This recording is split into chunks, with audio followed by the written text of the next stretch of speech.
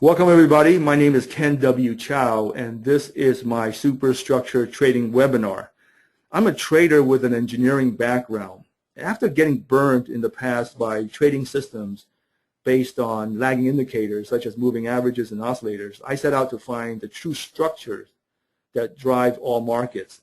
Over time, I've developed a sound trading methodology based on pure price action, and this approach would need to make logical and common sense to me. In this webinar, I'll share with you some of my most powerful chart patterns and tools to trade the markets based on these very simple and effective chart patterns. You can include these chart patterns with your own oscillator-based system. However, in this presentation, I will stick to just chart patterns. I'll go over many illustrations and examples, and as you'll see, what I'll be presenting today is all substance and no fluff. Okay, so here we go.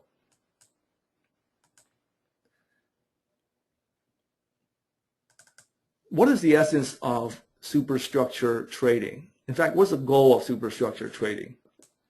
What we're trying to do, obviously, is to find the most predictable leg of the market. And how do we do that? We want to look for trend direction, and more importantly, we want to analyze trend strength. Okay, which way is it going, up or down? And how strong is it getting there? Is it slow and getting stronger, or strong and getting slower, or strong and keep on getting stronger, or if it's at some extension extreme, which we'll talk about. So that's the whole essence of superstructure trading. These two items is what you want to keep in mind. And again, we're going to do that using chart patterns. Okay. And today's discussion will be, we're going to talk about identifying a measure move. In fact, we're going to talk about what a measure move is. And we're going to review a couple of measure move strategies that are derived from the basic measure move. Okay, and again, this will be a review for those who see my course, who know my trading system. And then we'll talk about extreme Fibonacci ratios. What are they and how they work?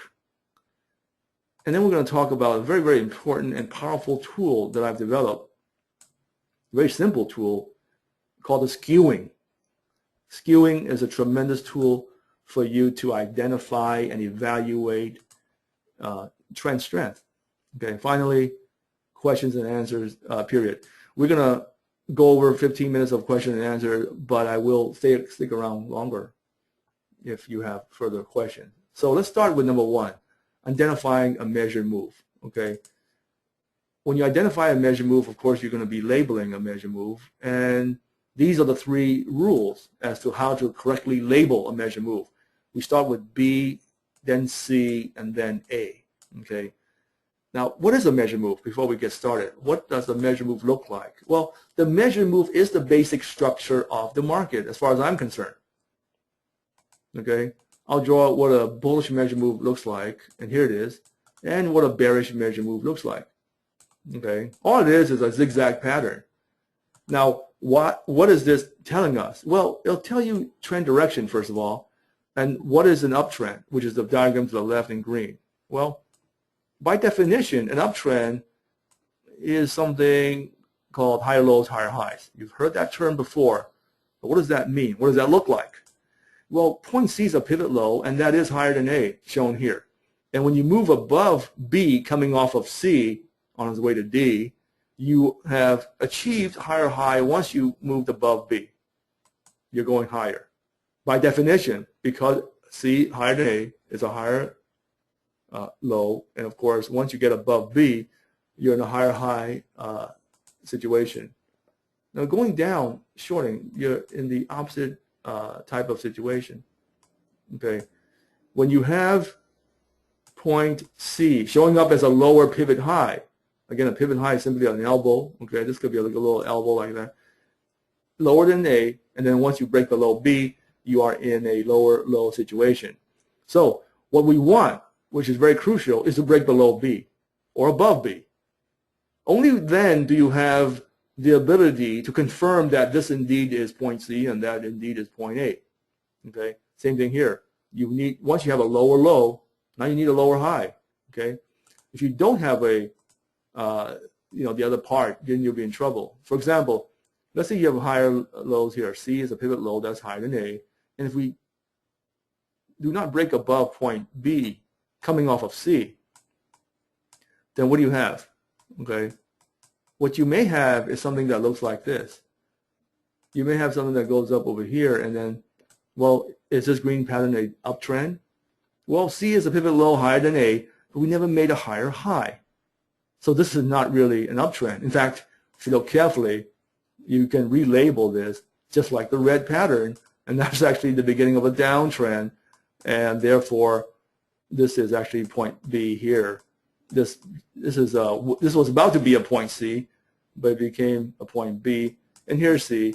Down you go. So you need a higher high and a higher low, or a lower high and a lower low. So that's how we relabel the measure move. Starting with point B first, it's just any pivot high or pivot low getting exceeded. That's a tentative B. Then of course C and then A. Now this tells you trend direction, the measure move that is. But the measure move also tells you trend strength. Let me show you two patterns.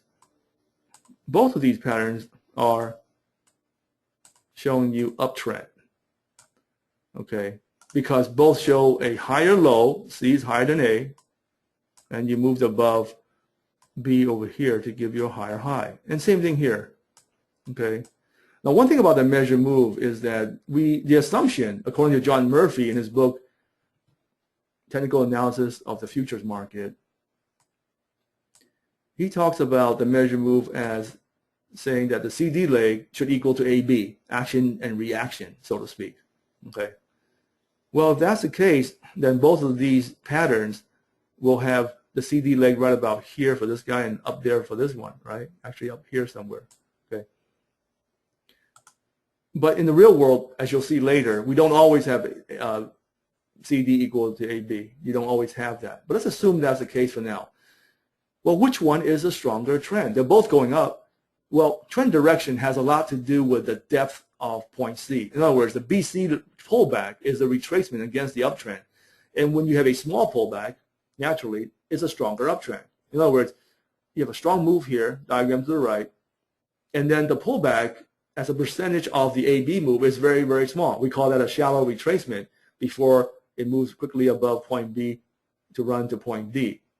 In other words, the bears did not have a chance to push it down as quickly in this pattern as it was in this pattern. So the shallower the retracement, the stronger the trend. Now what's shallow? What's deep? I use the 50% zone as a rule of thumb. If it retraces more than 50%, and again, I'm not talking about 51% versus 48.5%. If this was a lot deeper or a lot shallower, that really jumps out at you in terms of how shallow point C is. Later on, we'll talk about another aspect of point C that will give you yet another aspect of trend strength. But right now, we'll talk about price action as a pullback. Okay, so the smaller the pullback, the stronger the trend, because point D will be way up here on the diagram to the right, and point D is slightly above here only in this diagram to the left, if CD were to equal to AB. So this is what we know in terms of trend direction, and it's also trend strength. Stronger trend is right here, okay?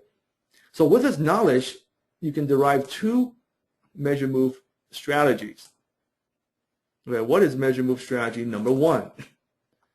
Measure move strategy number one, as shown here, goes as follows. There was a bunch of lower highs, lower lows, okay, coming into this low. And all of a sudden, you have a higher low, higher high, and it happened right about there. Right as you broke above there, you have confirmed the point C. This thing held. It didn't do this and drop. It actually found its way higher on its way up to D. Well, if point C is shallow, less than 50%, we can say, hey, this could be a strong uptrend.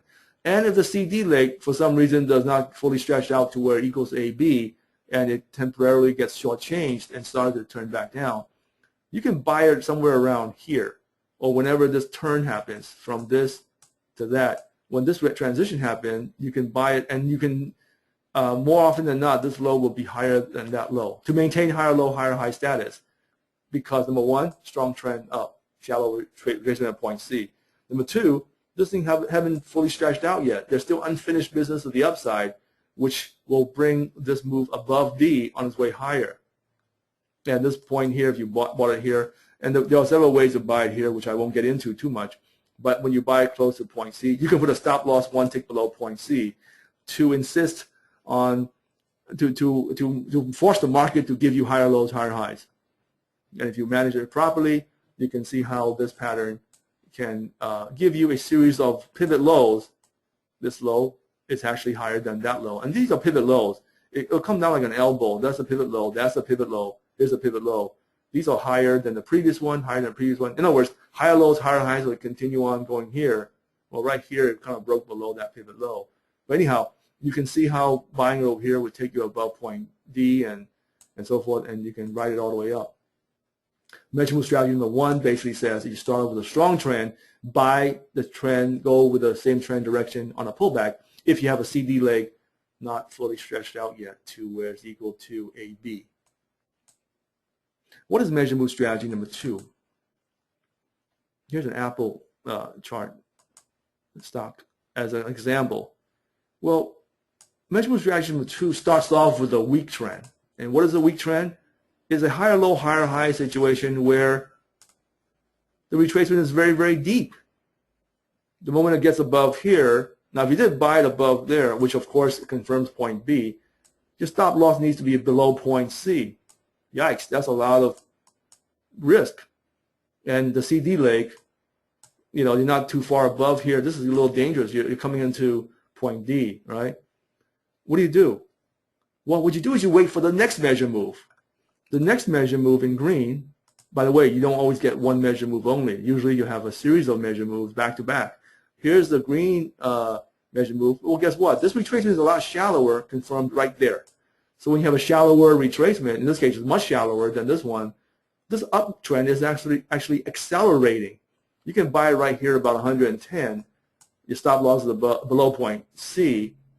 And if this green pattern shows AB, CD equals AB, you're going to be much higher here, okay? And from that perspective, this is a good uptrend. And if you manage it properly, you can see how the lows keep on going higher.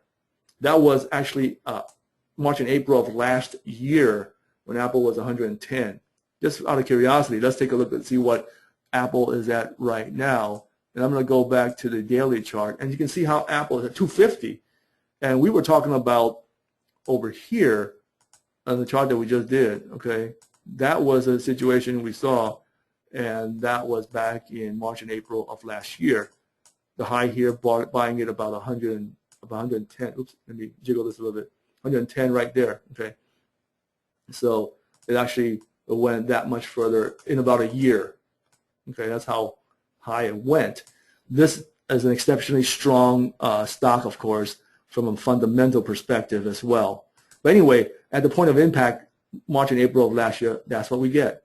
So measure move strategy number two basically says that if you start off with a very weak trend, you can still be okay, because what happens is you're going to come, well, if you do come back with a stronger trend, what you're saying is that the market is actually accelerating. And when the market is accelerating, you are looking like it can still jump in when the trend finally kicks in. The strength of the trend kicks in, you're in very, very good shape. Okay.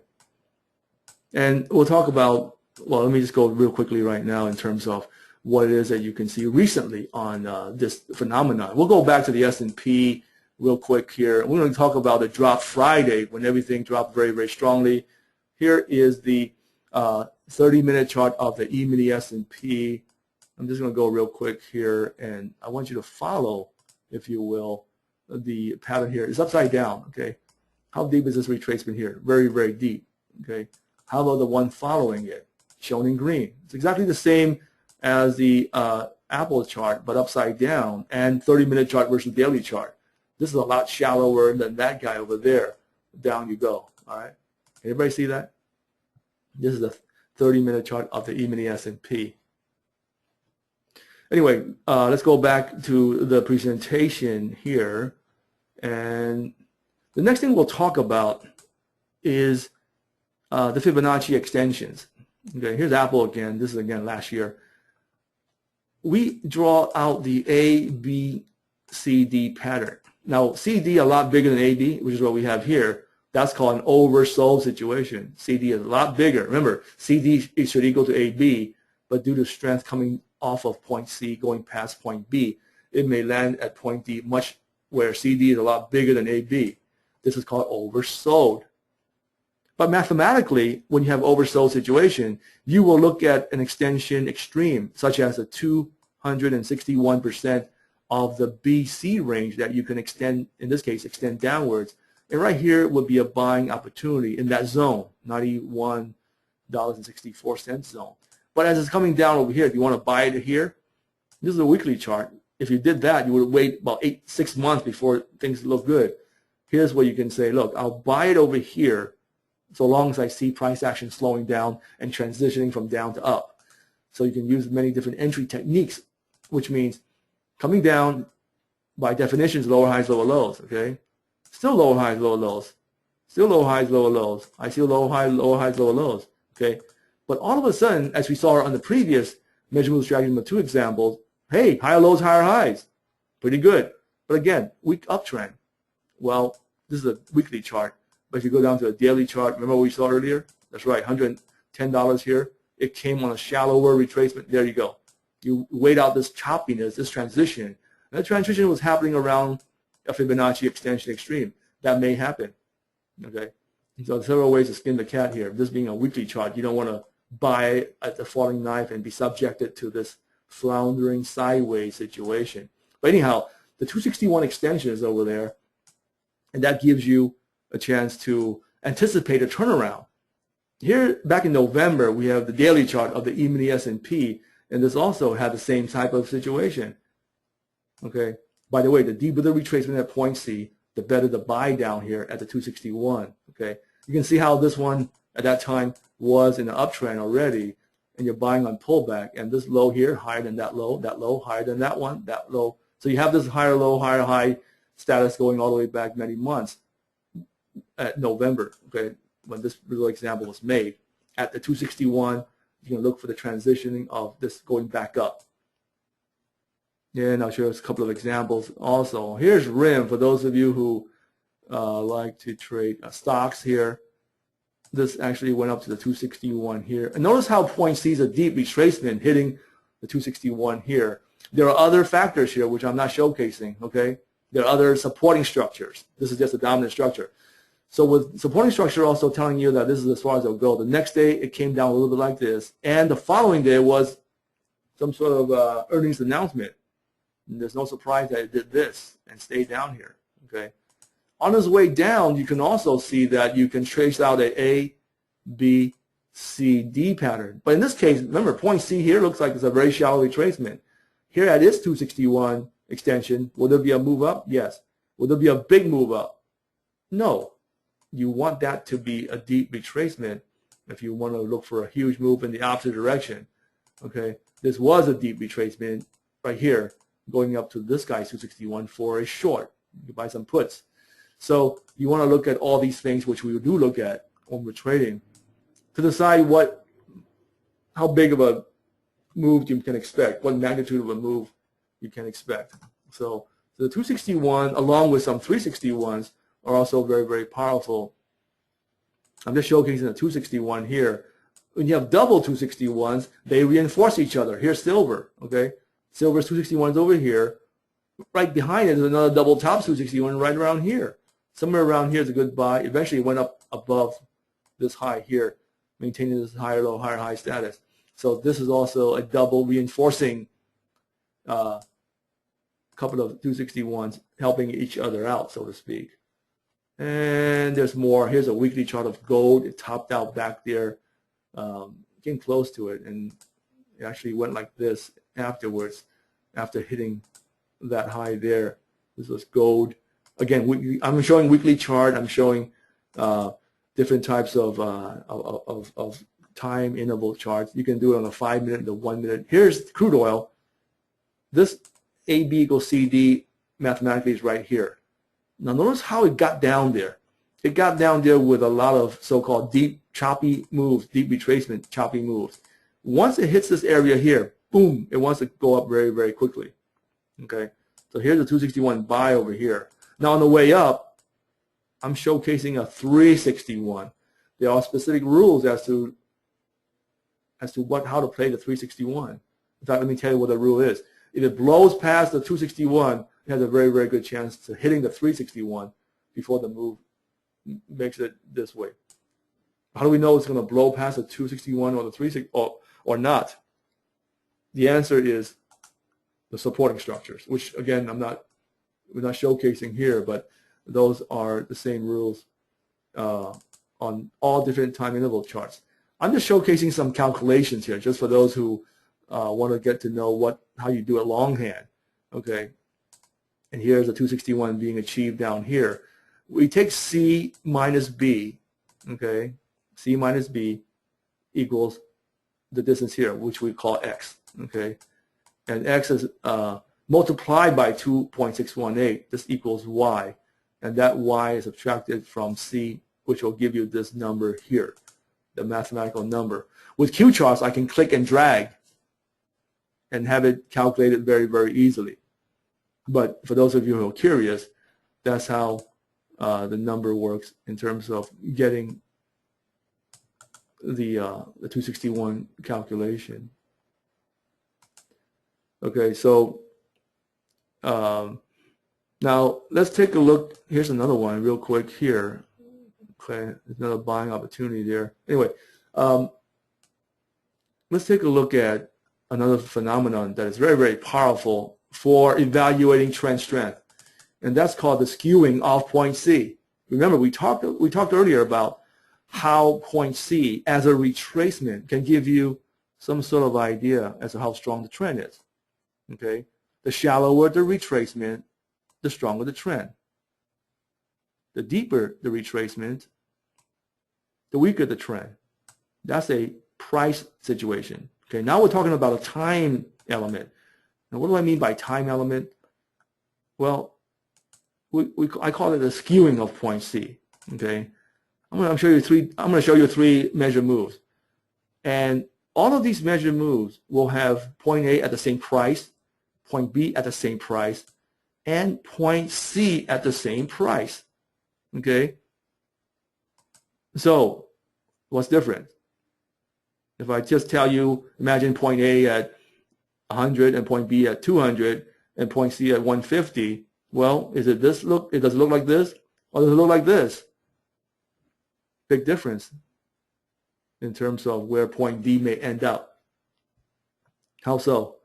Well, I call this skew to the right, and I would call this skew to the left. Why?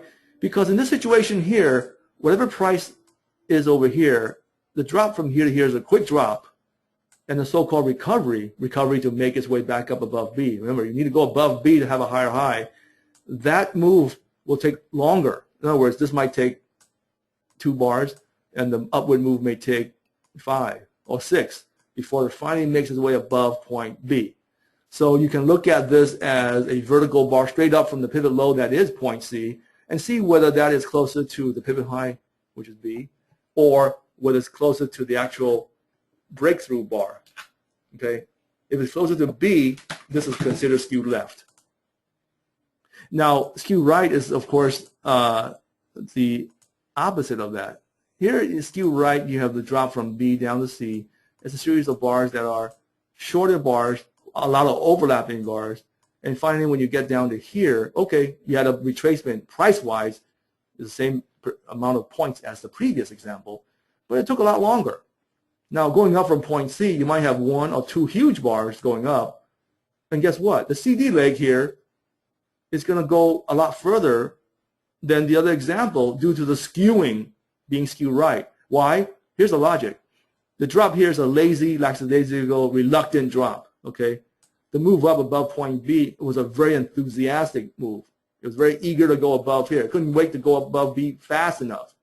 And once it gets here, chances are it'll keep going very, very strongly, especially if you have something else over here followed by another one pattern like this, also shallow. That is a very good situation of an accelerating market. Okay, so skewing to the left or to the right is a very powerful tool because we have the energy that we can compare going this way and the energy comparing it going the same distance but the opposite way. Again, if you do a vertical line from point C, this is closer to the breakthrough bar than the pivot high that was B. Okay, so the skewing is a very, very powerful tool to tell you how strong the trend is going, along with the retracement at point C. Now, we want the skewing to be 2 to 1 or 1 to 2. We don't want something to be like 7 bars down and 8 bars up. That's neutral for all intents and purposes. Okay, and neutral is simply something in the middle. If you're looking at an upside down situation, you're also looking at the similar type of thing. Here's a neutral skew, which is, let me show you the left skewing, and of course the right skewing. Again, whether you're going long or short, going up or down, skew to the right is the same type of thinking. A slow move up, an enthusiastic move down, and this one looks like it's very eager to go down and break below B, and usually it's going to keep on making a lot more concerted effort to go down. If you do a breakout trade, you want something like this to break below point B if you want to short below here. If you want to pick a low, you want something that looks more like a skew to the left situation, which is what I call a gentle landing.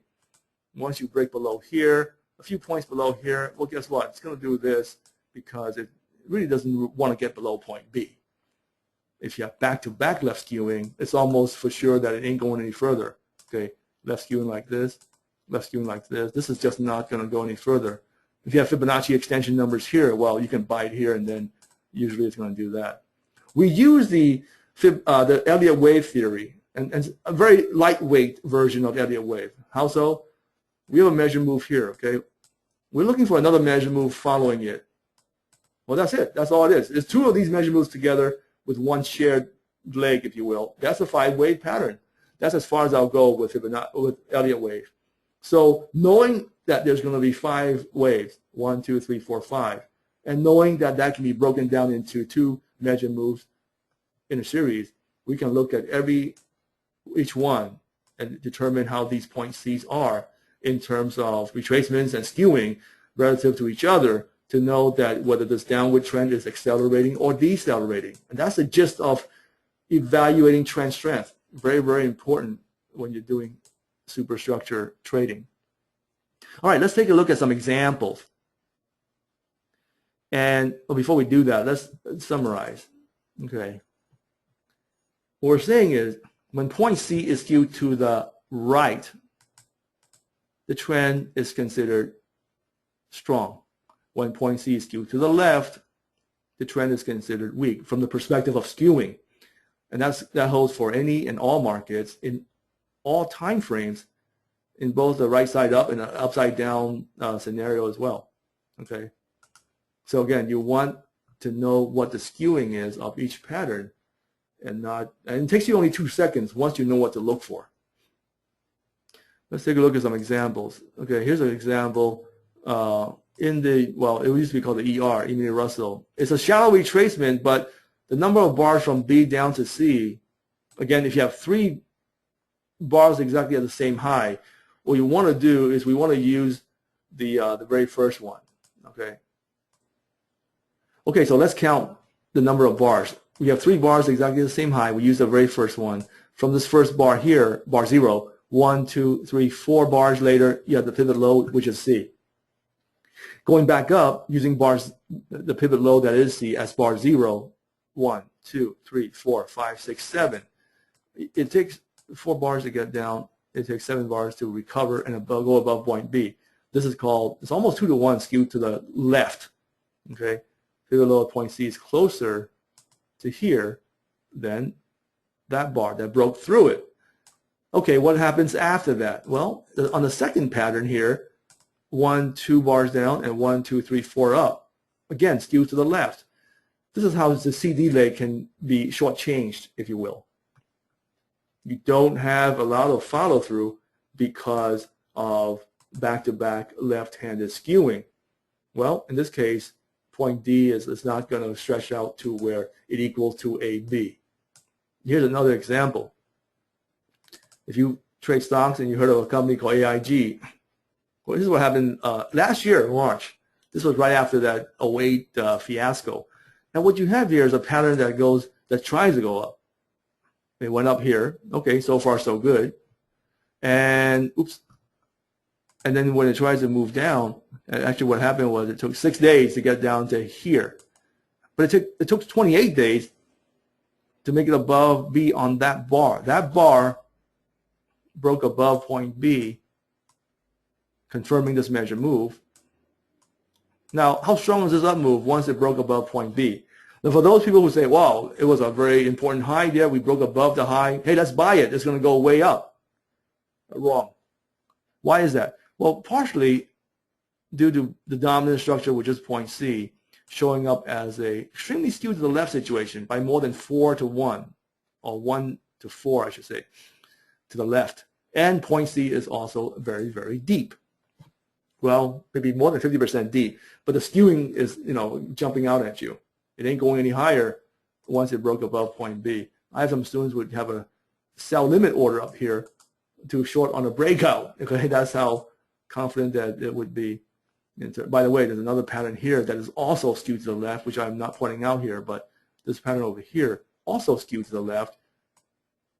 Here's a pivot low closer to here than here. You have many layers of patterns showing that this is not really that enthusiastic in going up. 10-minute chart in the E-mini S&P. I remember trading this one here. This actually came down as a deep retracement. Now that's skewed to the left as well. And it found its way up to the 261 with, again, back-to-back left-handed skewing. So I'm looking at this number here and say, should I short it? Well, the skewing here, along with the Fibonacci number, is a fantastic way to know that it's not really going any higher. Let me show you one that I did earlier in May that I actually put on a webinar, which I showed everybody. And this is the live cattle June contract. And a student of mine tells me, hey, look, this is a left-handed skewing, isn't it, Ken? I go, holy cow, it is. 1, 2, 3, 4 down here. By the time it broke above here, right there, that is an extremely left skewing point C. Okay, only about 3 or 4 bars down and about a month and a half to make it back up. This is not going to go up any higher. But wait, can we use that alone to go short? Well, what I did was I went back and looked to see what was down there. Okay, what's down there? Well, let's go back to the weekly chart and squish everything together. I see a double bottom here, or a very, very deep retracement. You can call it whatever you want. Okay, either way. But this pattern coming up to this left skewing here, you can see the left skewing on the weekly chart as well, as a 1 bar down and a 1, 2, 3, 4, 5, 6, 7. 1 down and 7 up. Once it gets above there, it's really tired. It doesn't want to go up anymore. But do we have any numbers up here mathematically? Well, let's go to do those extensions from a Fibonacci extension perspective. Now, we're going to talk about having used up the 261 already. This thing blew past the 261. Now, as it's coming towards the next level, which is the super extension extreme, it came up there with a left-handed skew. Guess what? The buck stops right there. All right, so let's move on. So we have all these examples for you, and what does the skewing right look like? Here's an example of something skewing to the right. Weekly chart of the yen. This is 3 down and 2 up. Again, the CD leg shows up as a longer move than the AB, okay, because of persistent right-handed skewing. And here's, let me show you this one over here. This is the Dow Jones weekly chart over last summer, and this is July of last year. It went down 4 bars on this weekly chart, 4 weeks. Okay, only 2 bars, and you're above here already, completing this pattern, confirming higher high, coming off of a higher low. Wait a minute, how shallow is point C, aside from being skewed to the right? It is a very, very shallow retracement. Now, once you get above point B, even by 1 tick, 1 penny, you can scream, go long. And if you did that, you're somewhere around 9,000 last summer. In fact, I was telling students that if you buy stocks, it's a good place to hold on until this thing moves up. Remember, CD equals AB on a neutral skew, but when it's right skewing and shallow, well, guess where point D ought to be? A lot bigger than where AB is. So you have it's a very good breakout trade with a lot more follow through. Let's take a look to see, here's Skew charts and see what happens. That's what we're talking about here. Okay, last July we have this. Okay, and went up here. Look, the CD leg is going to be price wise. Well, actually, maybe up to here. Okay, but that's still bigger than AB. So buying it over here, you can see how far it will need to go. By the way, how does this thing peter out? Let's talk about skewing real quickly. This is a weekly chart of the Dow Jones. Okay. From here, 1, 2 bars, you're down here already, okay? 1, 2, 3, 4, 5, 6. This is, you're on borrowed time right about here because you're on left-handed skew. Prior to that, it was a 1, 2 bar down. This low is lower than that low, okay? And 1 up. That's right-handed skewing. But all of a sudden, you have a deep retracement and skew to the left on a weekly chart. It's very vulnerable once you get above here due to the skewing alone, not to mention Fibonacci numbers as well. So a weekly chart tells us that 3-4 weeks before this happened, we were very vulnerable, okay, because the left skewing took some of the energy away from the right skewing last July. Again, 2 bars down and 1 bar up, and shallow retracement. But when you have this left skewing by, again, 3 to 1, right around here, you got to sell your stocks. Get rid of your stocks. Don't hold on anymore. And here it comes. Okay. So skewing also tells you whether the market is stepping on the gas or stepping on the brakes. A couple of examples more. Here's 16 to 1 right-handed skewing on the Euro 15-minute charts here. It could be, currency futures, or it could be Forex as well. I'm just going to draw out these things here for you. Here's soybeans going up 5 bars down and 3 up, and then later on 7 down and 3 up. They got more skewing. Second one more severe. So from here, I have a student, Fred, who bought here in about a month, made about 10,000 bucks in soybeans. It moved about $2 right above here on his way up to the extension extremes, Fibonacci extension extremes, to take profits. Okay, so you have a lot of tools here for you. Here's another one that is UWM. For those of you who like to trade, what do you call those things? ETFs. This one is shallow and skewed to the right. This thing shot straight up. This thing was also shallow, but it's more of a neutral skew. Okay. Notice how if you bought at point B here, it didn't go straight up. It came down a little bit. Ouch! You didn't get stopped out. You still didn't go below C. This thing got a little choppy, so this was a rougher ride due to point C in red, not skewed as far to the right as point C was here. So you want skewing if you do a breakout to be to the right, and shallow point C here, just like we saw on the Dow Jones chart. If you come in front of those things, that would be real good. Buying here would lead you to a clean, fast move where you're in the money right away. You don't want to take any heat. You want it to have some getty up and go if you do a breakout. Again, there are a lot of rules, a lot of filters you need to do. I'm just pointing out some patterns here. Now, what if you have something looking like this, say the bonds? Bonds here have a deep retracement skewed to the left on the first measure move. Okay. The second measure move, well, guess what? It's also skewed to the left, and it's even a deeper retracement. Guess what? Once you get below here, it's a buying opportunity because this is not going to go down that much further. And sure enough, when it flips around, now what does flipping around mean? Well, if you look at these bars, you can look at the definition of a downtrend from a bar-to-bar perspective as well, as each bar will have a lower bar high and a lower bar low compared to its predecessor. Okay, here's a neutral bar. In other words, inside bar have a lower high and a higher low. All of a sudden, right here, the green bar's high is higher than the red bar's high. The green bar's low is higher than the red bar's low. Now you transition into a lower high, lower low situation, downtrend, into a higher high, higher low situation, uptrend, on a bar-to-bar basis, not pivot-to-pivot basis. So you can buy right here on its way up without having to pick a low. That's one strategy of getting in. If you had done that, where did price action go to? Let's take a look at some updated pattern here. Here's the bond, and you can see when you did that over here, it ended up somewhere over here.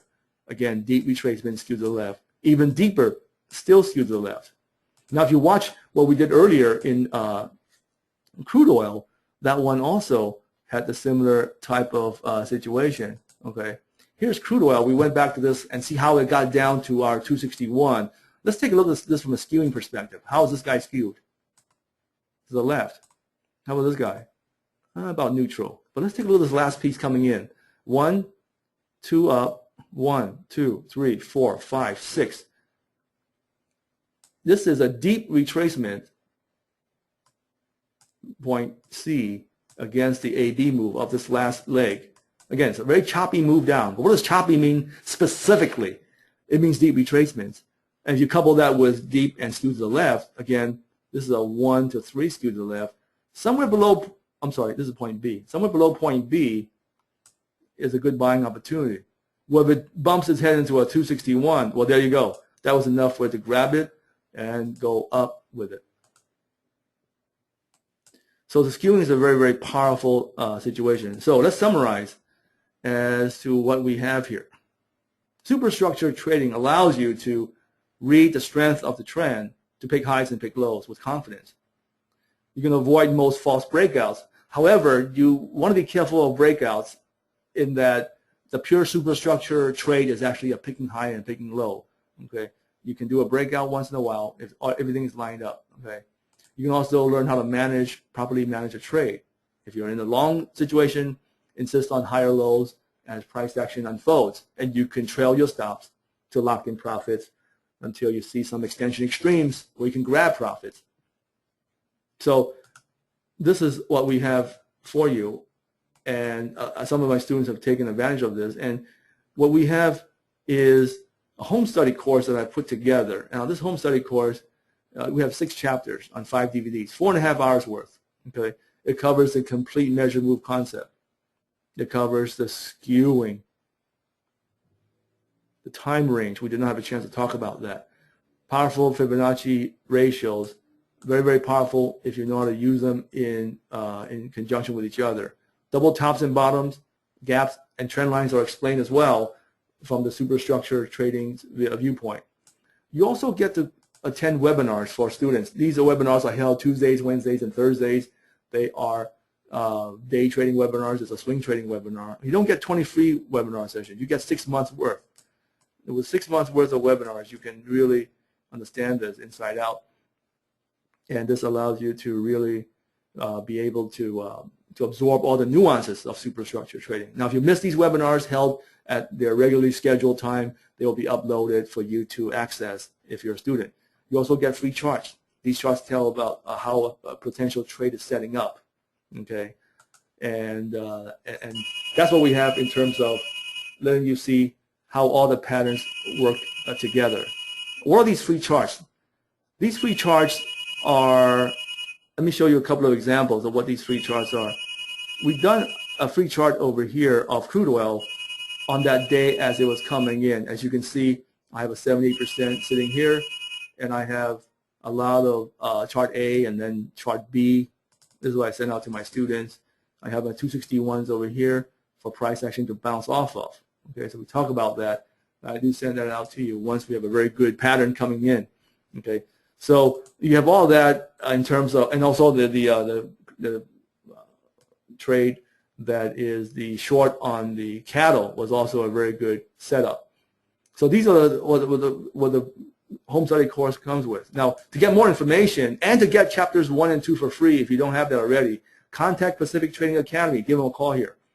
Okay, and you can also have access again to watch this webinar over again once you call them, and you can request chapters 1 and 2 for free, where on the back of chapter 2 we have the measurable strategy number 1 and strategy number 2 explained in its entirety. Now, if you want the complete set of slides that you just seen here, contact me directly, and I'll attach that to a master email and all the charts here to a master email, and I will send that out to you. Okay, so this entire course will help you understand the superstructure methodology in its entirety. Now, I'm going to go back and see if there's any questions that anybody may have for what I presented here. So let me go to the questions box and see if there are any questions at all. If you do have any questions, please type it in. I will answer some of them right now. And let me go back and check here.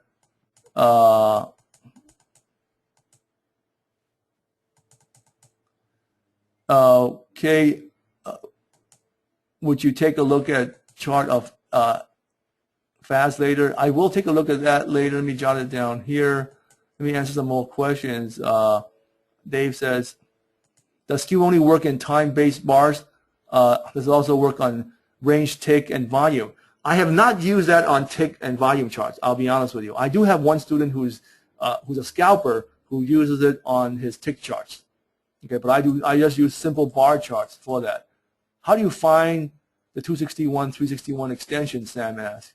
Well, again, there's some ground rules or some calculations that is here called calculating the 261, that you take the difference between B and C.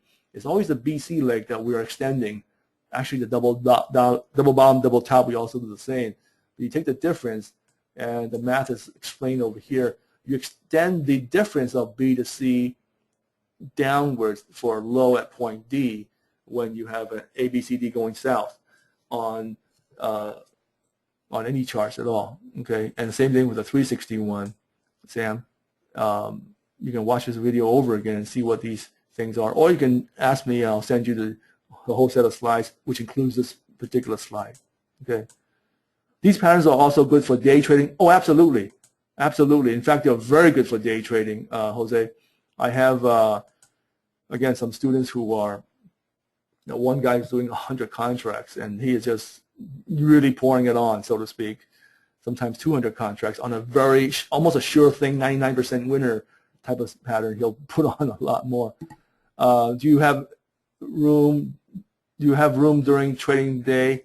I do not. I trade by myself. I'm not in the mood to teach and trade as well, so I do not have anything during trading hours.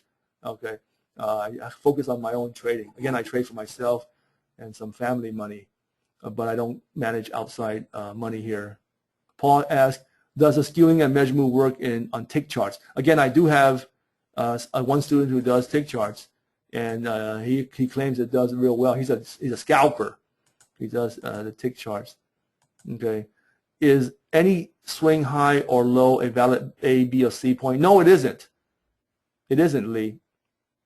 Okay, I'll tell you why. You have to see the aspect, the different. We go back to the labeling of the measure move. In other words, you have to make sure that you have B and then C and then A. Only then do you have a measure move, when you have these pivots in this configuration to give you a higher low, higher high, or lower high, lower low situation. Okay, you need to have that to have a measure move. You don't just arbitrarily pick a high or low. You start out by arbitrarily picking up point B. Okay, when it breaks above a pivot high or gets below a pivot low, hey, that may be a tentative point B. Fine, but you need C and A to be in their proper order for you to have a measure move. So it's not just willy-nilly. Ray says, can you go over again how you get the 261? Well, I'll send that over to you, Ray. It's quite easy. Again, Q Charts does it really, really quick. Let me just give you an example of Q Charts doing it real quick on the Japanese yen, which I called out on the webinar as to why they might be bottoming out. Now, again, if you do, it's not, I wouldn't say bottoming out, but I'm saying there was a low there that you can pick. And this is the Japanese yen. And this is, let me go to the 120-minute chart. This was done a couple of days before the unemployment report hit last Friday. And I saw this, and on the webinar, it was still going down. And I said to myself, I said to the whole class, And I'm just going to do this real quick here. Okay. From here to here, there's my 261. From here to here, here's my other 261. Okay. Now, just on this alone, we have two 261s reinforcing each other, and somewhere in the middle here, there should be a bottom. Okay. Now, if you watch carefully, let's see how that bottom was achieved. Okay, you ready? Now, I have some mathematical areas to where it would be, but how would I know if it's going to get there and a good buy? Well, here's where skewing comes in. What does the skewing look like here? That's pretty strong, isn't it? Skew to the right. But once this happens, this is suddenly more of a neutral versus or slightly left skewing here. Okay. By going down to the 60-minute chart, you can see how the skewing has pretty much made became benign, if you will. Okay, you don't want to have a right-handed skewing. You want to have a slightly left-handed skewing or neutral skewing. This one goes up 1, 2, 3 bars up. 1, 2, 3, 4, 5 down. So this went below here, but guess what? It couldn't go any lower, and then it did this, and all of a sudden here it is at 8:30 Friday morning, and guess what? It moved up from there. Not only was it coming in on a left skew, a bunch of left skew. This one is actually neutral up here, and then left skew here, but it hit some Fibonacci numbers. These two horizontal red lines here, and that was enough for it to pop it up about 170 points on the yen. It would be upside down if you're doing Forex. Okay, let's move on. What do you see for the ES up or down, Michael? I think it's going to drift down lower on the ES. Okay, it's going to drift down. All right. What is the time range? Well, time range is a proprietary rule that I put together to also read price action and trend strength, which I will not go over here. We don't have too much time here. What does SPY look like, Ray says? SPY is similar to the ES, also looking like it wants to go south. Okay. James says, my connection keeps dropping. Yes, this will be recorded and archived. And how often do you get false signals? Well, you will get false signals, Lee, if you do not pay attention to the supporting structures. The supporting structures are very, very important, and those are the things that tell you to be careful because you are looking at some contradictory, conflicting patterns. So you don't want that. You want something that is all in sync with each other. Okay, so it does happen if you don't pay attention, and if that happens, don't trade it. Right? Okay, you're not receiving the free charts. Okay, I'm going to start sending that out. To you, John. Okay, sometimes it gets missed for some reason. Okay, what does the connection with the strategy to confirm the handset? What else do you use in conjunction with the strategy? The three things. I use the retracement, the skewing, and the time range, and also I would use the extension extremes. Okay, those are the things that we do. A very, very comprehensive trading teaching that we have here. Not all of it is conventional. Some of it are very, very unconventional, and those are the ones that are not found anywhere else. So you do want to contact Pacific Trading Academy to get chapters 1 and 2 if you don't have that already, or you can simply call them and they will give you access code to watch this webinar over again. Contact me directly if you want this complete set of slides. Okay. Let me see if there's any further questions that we have. I want to make sure all the questions are answered. How are gaps traded in your system? Jose says, well, gaps usually happen in the morning. What I do is I look at both the day session and the all sessions, and you compare to see whether they're both in sync or not. Let me give you an example. Okay, here we have the E-mini S&P Friday before the big drop. Okay, now I'm going to look at this from the perspective of all sessions here. What do we have? We have a double top. This is coming down very strong on the right-handed skew. There are more bars from here to here than it did to break below there. What came after that? shallow retracement, that had more follow through. Okay, so here we have the all sessions shown over here, checked in. Now, if we're going to do day session only, it's going to be, of course, without the overnight sessions. Here we go. And I'm going to go down to the 30-minute chart. And we have a similar type of look, even without the pattern. And here again is a deep retracement, right-handed skew. Here we have a very shallow retracement, neutral skew. Now, there's a little bit of heat here, but eventually it'll work its way down. This is an upside-down version of measure move strategy number 2 in terms of a bearish example. Now, over here was a weak down move setting up for a pop. This was a down move getting stronger to the downside.